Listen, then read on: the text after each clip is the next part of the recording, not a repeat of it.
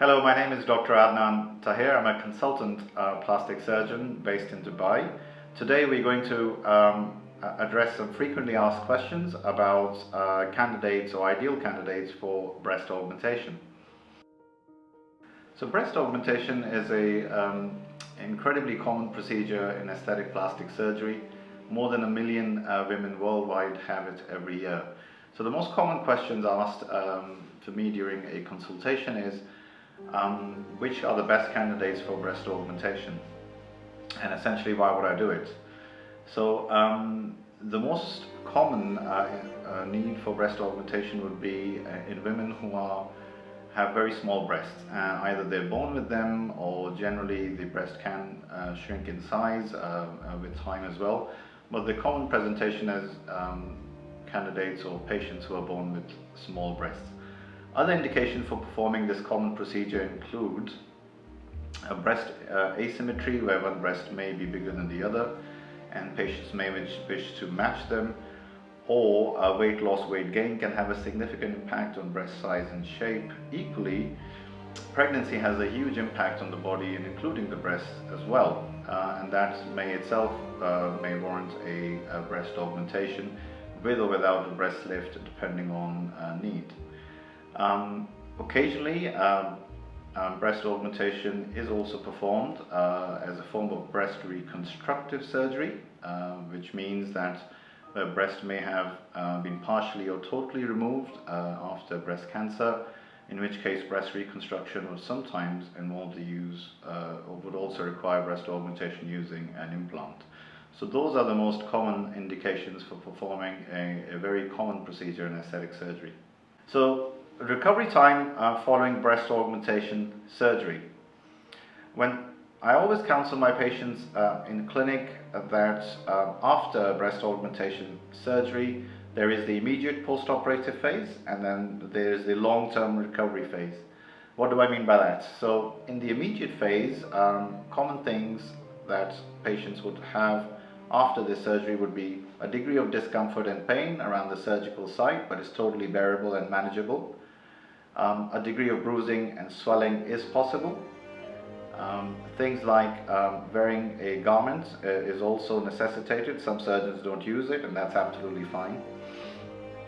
Wound care is also very important. I cover my wounds for at least a week's time after surgery, and I use waterproof dressing, which means patients can go in the shower even the day after surgery. I personally don't use drains after breast augmentation, which means that there is no issue with drain removal in the immediate post-operative phase.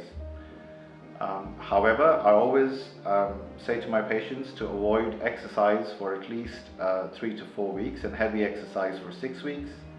I advise them to avoid swimming and underwater, sea diving and so on, and contact sports for a period of 1 month until the scar is fully healed.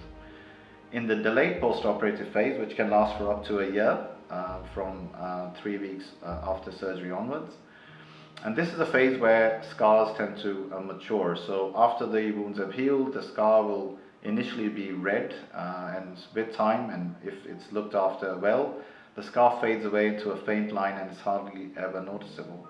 There are different types of scars in breast augmentation surgery. The most common one is under the breast, also known as the inframammary fold scar. In terms of the shape, size, and the changes throughout the course of the year, that does happen. And as time goes on, the breast shape and size generally tends to improve as gravity tends to shape the breast augmentation and the implant itself over the course of 6 months to up to a year. After a year, the result, what you get, is generally long-term.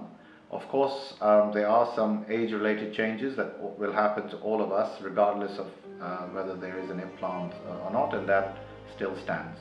So another very frequently asked question about breast augmentation surgery is the effect of pregnancy and the ability to breastfeed after this operation.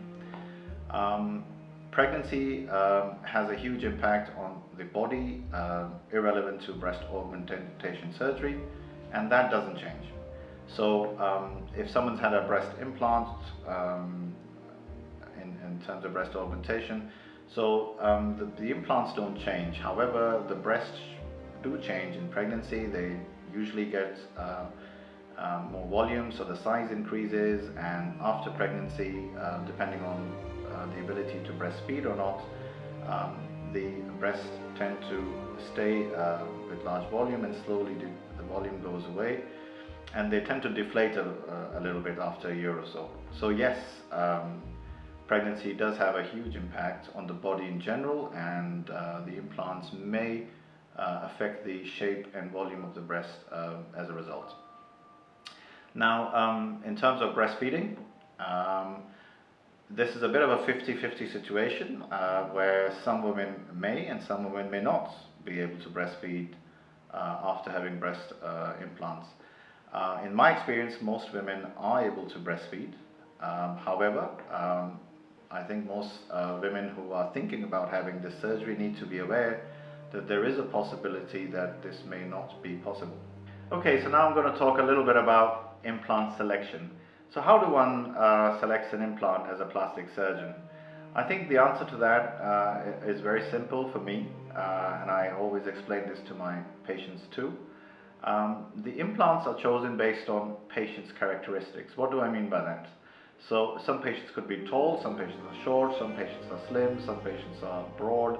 So you cannot have a one-size-fits-all. Equally, some patients may come to me with a predetermined size or volume in their mind, or they may refer to a cousin or a friend who may have had that sized implants and they want the same. So my answer to these patients are, look, you are different and each individual is unique. So an implant has to be proportionate to your body size and frame, and it has to look good, it has to look natural. So if someone comes in with a demand that's totally irrational and unreasonable, let's say if somebody comes and asks me that I want a double G or an F breast, then I would politely decline and explain why. I would say, look, I choose an implant based on your measurements and characteristics of the chest wall. So I think that is extremely important for patients to understand, that breast augmentation has to look natural, has to fit the body, and has to be based on their individual unique characteristics and measurements. So based on the patient characteristics, one can opt to choose a round implant or a shaped implant, also called a teardrop shaped implant. In my practice, predominantly or majority of my patients, I use a round implant with a soft silicone gel, which means it conforms to the body position as well. So for example, lying down it may appear to be round, and standing upright it may become a little bit of a teardrop shape, so it gets influenced by the gravity. However, in selected patients, for example, patients with constricted breast, or also called a tuberous breast deformity, or in some reconstructive breast cancer work, I would choose a shaped or a teardrop shaped implant. Of course, whether to choose a round implant or a teardrop shaped implant, my main aim is to educate the patients about why I'm choosing which implant, so they understand fully, as the decision is always mutual. Another frequently asked question is, are there any alternatives to breast implants for breast augmentation? My answer to that is yes, we can achieve a significant degree of augmentation using fat grafting. However, word of caution, fat grafting is not for everybody, and I use fat grafting in my practice as an adjunct to breast augmentation using implants, which means in some selected patients I would use a smaller breast implant and perhaps do fat grafting at the same time, depending on what I'm trying to achieve. Equally, in breast cancer patients who've had a mastectomy or a wide local excision, fat grafting is an extremely useful tool, which would form as a staged reconstruction using breast implants at a later stage. So So basically, we would do fat grafting in a few stages first to add some volume, and then enhance that volume by putting or placing a small implant at a later stage. So that's where I think use fat grafting in my practice for breast augmentation.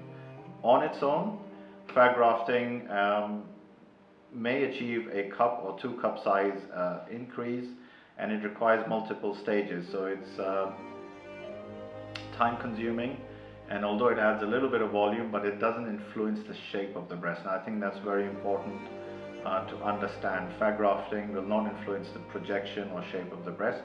It adds a volume, and for the volume also there is a limit on how much you can inject in one sitting.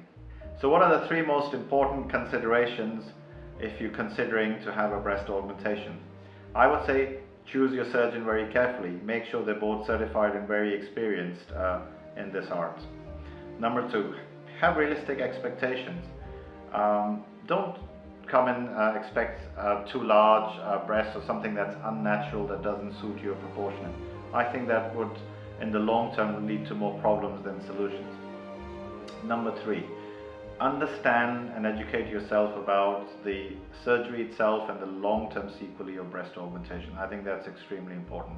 Overall, the surgery itself is extremely safe, and it's very popular and performed in hundreds of thousands of women worldwide every year. So if you have more questions or concerns regarding breast augmentation, feel free to write comments below. You can always contact us via multiple platforms which I mentioned on our website and social media platforms. Thank you.